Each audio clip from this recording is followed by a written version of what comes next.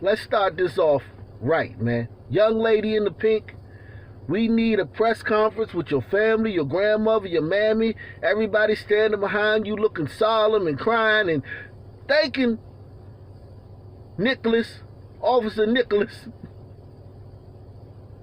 for saving your black behind.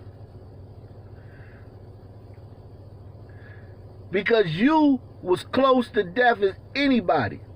You was as close to death as anybody we seen on camera that didn't die in a long time. That was a freight train coming downhill, and you was tied to the tracks. And at the last second, the conductor, somebody pressed the brakes, and it skidded and stopped this close to you.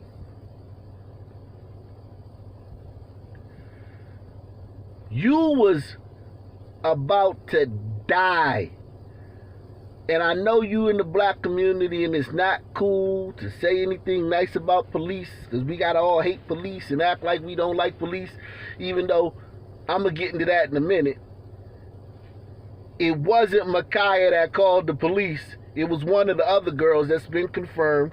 You're not going to hear any retractions about that. Don't worry about it. It was not Ma'khia who called the police. One of the other girls called the police.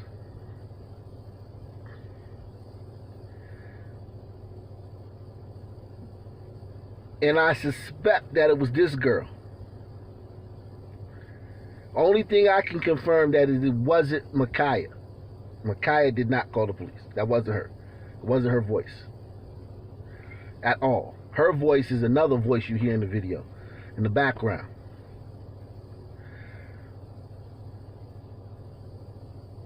And this has been confirmed.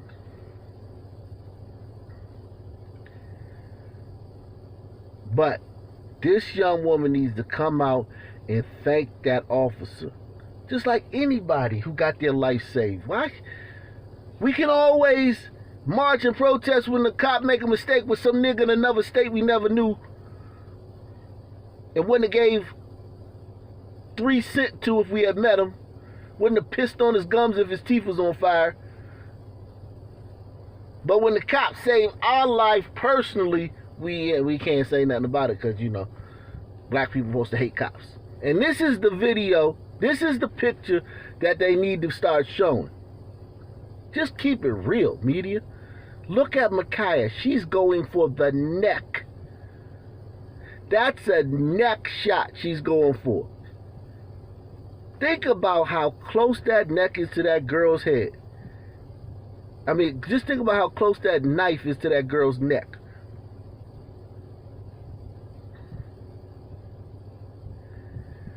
Think about how, look at Ma'khia's arm. See, this is the one they love showing us. Ma'khia with it down right there, so it looked like maybe she would have stabbed her in the torso or something.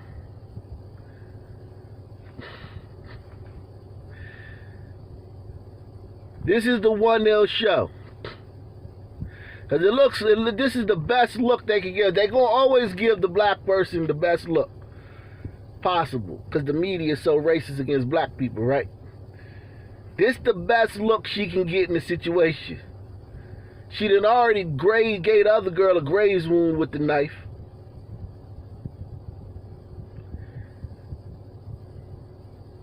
Now she's coming at this girl.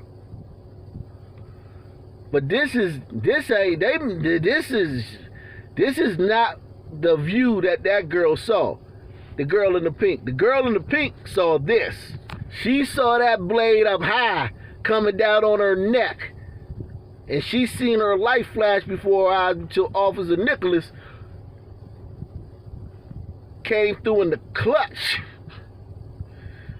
and saved her black behind.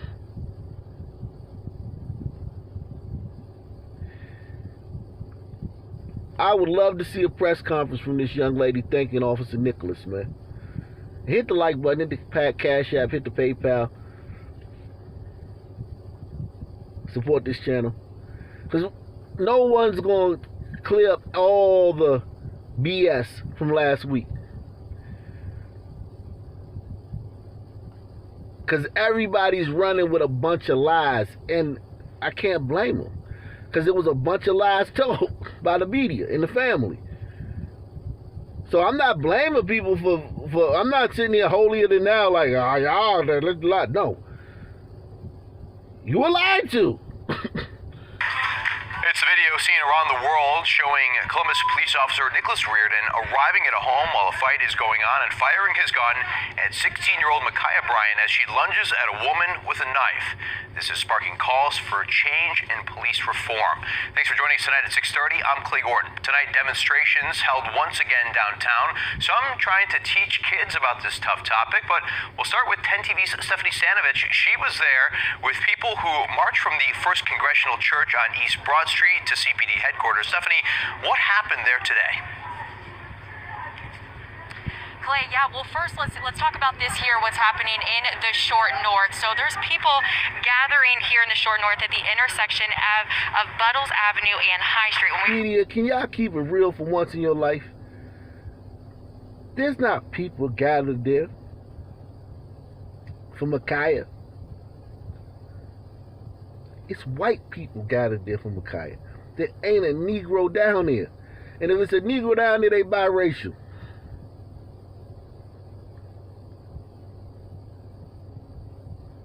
There's a bunch of white people virtue signaling.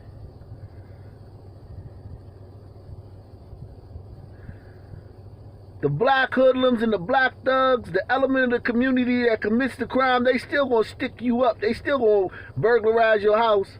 This ain't helping you nothing. This ain't getting you nothing. This making you feel good.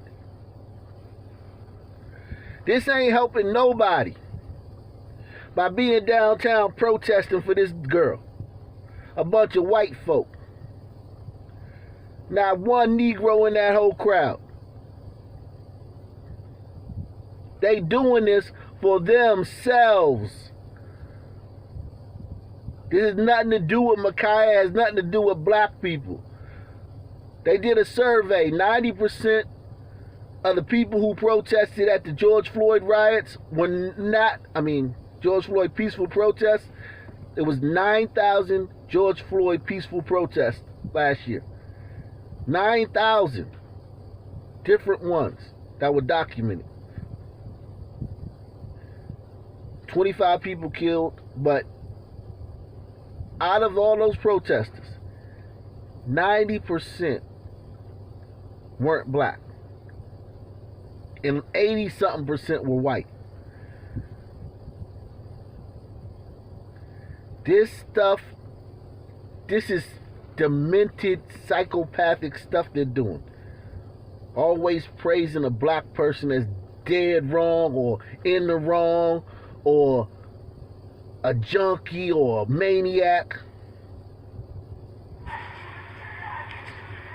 Clay, yeah, well, first let's talk about this here, what's happening in the Short North. So there's people gathering here in the Short North at the intersection of Buttles Avenue and High Street. When we first got here, they were sitting in silence for 16 minutes for 16-year-old Ma'khia Bryant. They've been chanting and people have been taking turns speaking.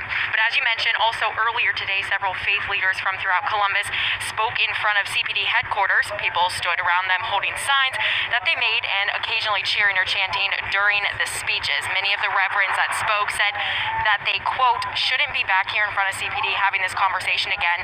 Some examples of signs that we saw said things like police accountability, Black Lives Matter, and end racism. A few people in the crowd had shirts or hoodies made with Ma'khia Bryant's picture on them, along with signs with her name. Now, one man who had a megaphone said he's a community activist who drove all the way from Wisconsin to be here. Take a listen. I'm all the way up here to stand in solidarity with Ma'khia Bryant. Well, we thank you, brother, for standing in solidarity.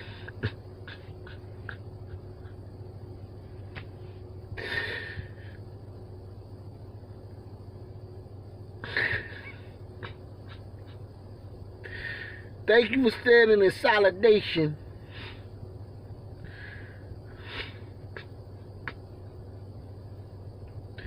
with the black community, brother. God, we are literally living in the Twilight Zone, man.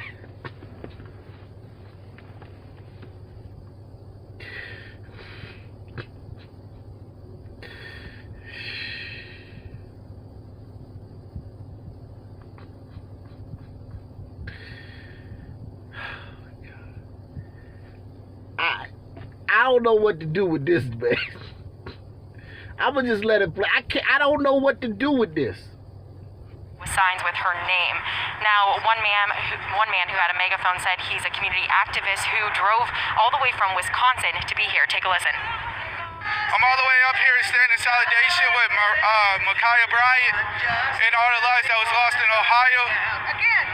Just serving justice to our communities around and continue coming out into the streets. Power over unity. We need unity now. Again, you could see people here in the Short North gathering, and they're chanting and taking turns speaking. We also spoke with Pastor Derek Holmes of Second Baptist Church in Circleville.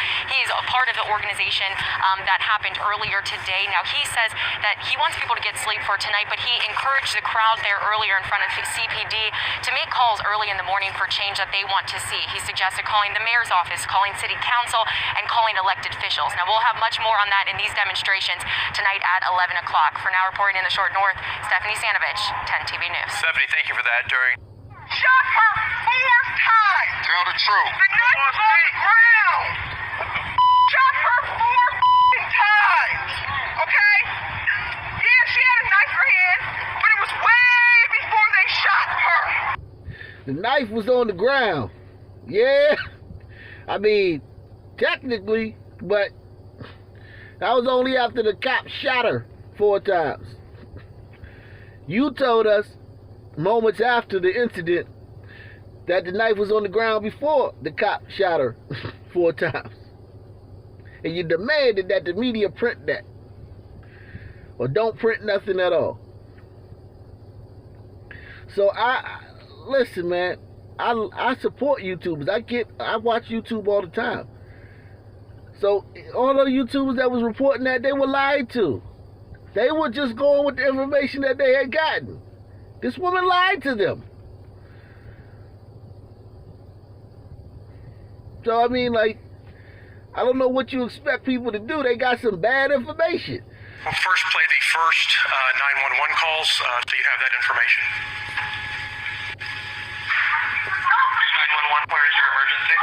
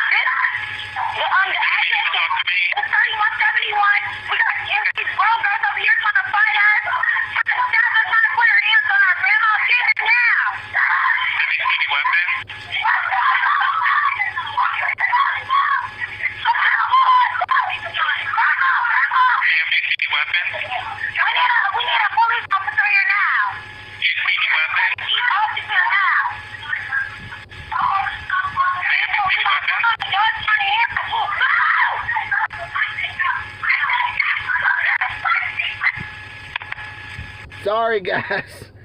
That girl who made the 911 call, it's not Ma'khia. Sorry.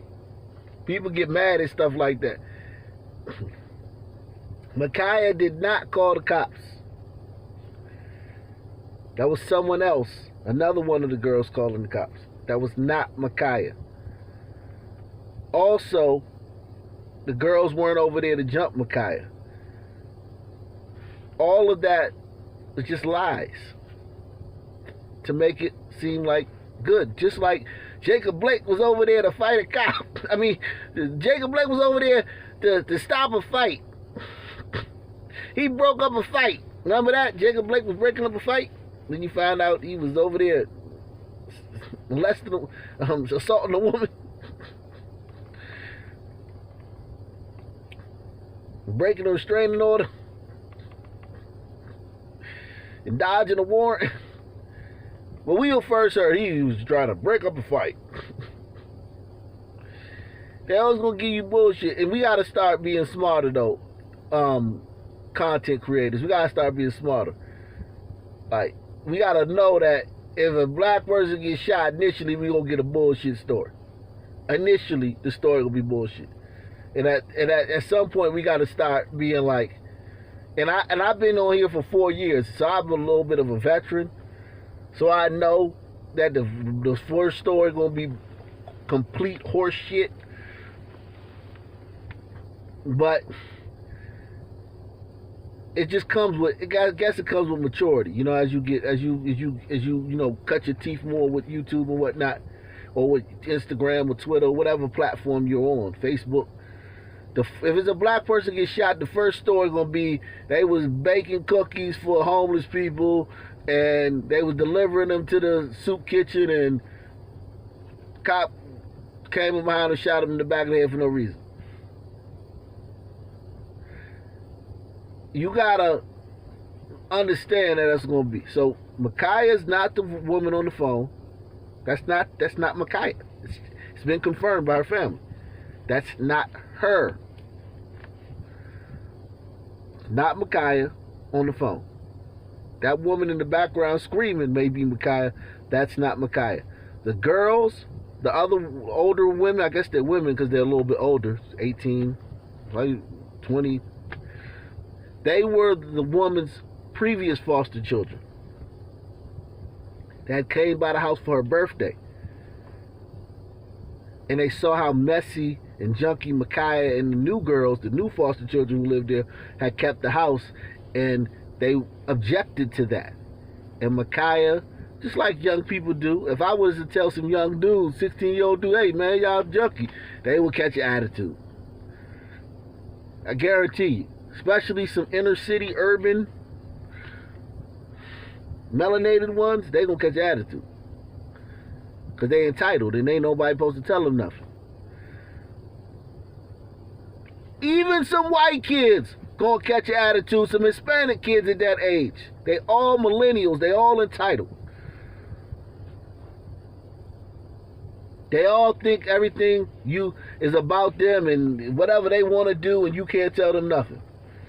And all kids were like that, even my generation, but now it's completely on another level. But yeah, they did what kids do. They were told about themselves and they needed to change, and they got mad. They started cussing the older girls out, and then one thing led to another. And you know what happened next. But Ma'khia did not call the police. The girls were not there to jump her. It's all lies. So we have an age limit for when children are able to give consent, for when they're considered adults enough to vote, when they can drink, when they can rent a car. However, when it is convenient, children are relegated to adults for the purpose of quote-unquote punishment, justice, etc. So, which is it? Is a 16-year-old who isn't allowed to vote, are they adult enough, though, to be considered a murderer at the expense of their life in the same way as an adult? If you're black, absolutely. And that has been practiced by the justice system in this country, the injustice system in this country, from jump. Amanda Seals, man. She torn up about this, though. Amanda Seals is hot about this. She don't give a rat's ass about the girl in the pink. She don't care. I bet if it was a black suicide bomber was about to go blow up a damn nursery, a black nursery, and the white cop shot her before she could detonate her damn bomb. these damn liberals will be upset. Yeah, the shooter. People are crazy. Talking about kids can be punished. Well, you know how many times I was on punishment? Shit, I was on punishment every other week when I was a kid. I was always grounded. The hell is she talking about? Like kids don't get punished. You know how many spankings I got? What is she talking about? Is a 16-year-old who isn't allowed to vote, are they adult enough, though, to be considered a murderer at the expense of their life in the same way as an adult? If you're black, absolutely. And that has been practiced by the justice system in this country, the injustice system in this country from jump. And it is no mystery that black girls are considerably spoken about and referred to with expectations of maturity beyond their years in ways that other young people are not. You know, they're hypersexualized. What? Black teenage girls are expected to have more mental capacity and be more mature and behave in a conduct themselves in a better way than other kids at their age, and the expectations on them are high. What?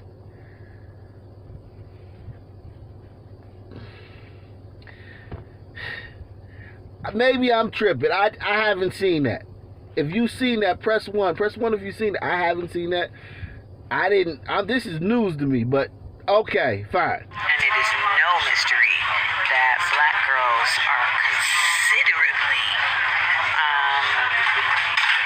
spoken about and referred to with expectations of maturity beyond their years in ways that other young people are not. You know, they are hypersexualized. They are referred to as women when they are underneath the age of 18. Literally, because of their physical development, they are expected to have a certain level of intellectual, emotional, and mental development far beyond the expectations of others in their same age group. And it really is a pervasive issue that gets carried out in a number of deleterious and harmful ways. And out of my DMs, because I don't want to hear the point you're making, because clearly I have a different point and I don't care about your point. Are we clear? Cool. I can't even express to you all the level of disgust, distrust, and feelings that I don't know that I have words for when I see people, but particularly people who identify as black, coming up with justifications for why Ma'khia should have lost her life. A 15-year-old who was in an altered state of terror and fear and was being bullied and reacting. And I really thank the universe and my ancestors that I have been protected when I've been in those times. And I know many of us have found ourselves in those times and know we may not have had a knife in our hand, but we had fury in our hearts. And some way, somehow, we were able to be protected. Oftentimes just from ourselves.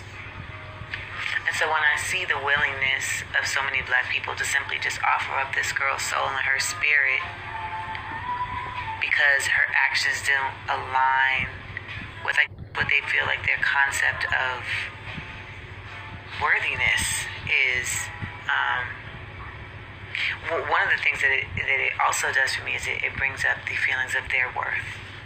And if it's so easy for them to identify someone that's our own as not willing to live, then what do they think of themselves? Ultimately, though, I just can't even stomach those comments. And it speaks to our need as a world as a black community to really examine and explore what compassion means. Hold up now, sister. I gotta object to this. Nick Cannon told me that my melanin alone gives me more compassion than other races of people. And that just based on the fact that I'm melanated, I'm full of compassion and empathy. And people who don't have melanin lack that. And it causes them to do bad stuff. Like trade slaves with African chieftains. And conquer tribes of people that have less sophisticated weaponry.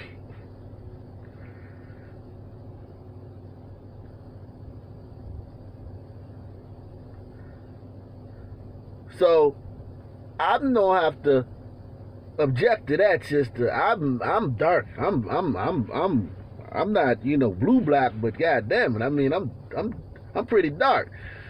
So I know I got melanin, and I know that I got compassion and empathy based solely on that. Because Nick Cannon said so. So, the hell, whatever you talking about, heifer, I ain't trying to hear it either. Just like you said, you ain't trying to hear us what we got to say about Ma'khia having a knife up to a woman's neck. She shouldn't have died, or nothing should happen to her because of that. I ain't trying to hear you talk about compassion, because Nick already told me I got plenty of compassion. I got compassion in spades. Ho. I just can't even stomach those comments.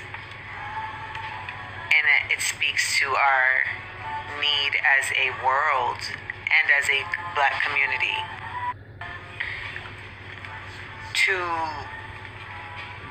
really examine and explore what compassion means. To really examine and explore what life means. And why why so many of us are so cavalier about it ending. Don't be fooled. She's not talking about all black life. She's only talking about the 14 or so that get killed by the cops while being unarmed, like Rashard Brooks and Breonna Taylor, George Floyd, and people like that. She don't give a rat's ass about the 8,000 black people that were murdered by other black people last year.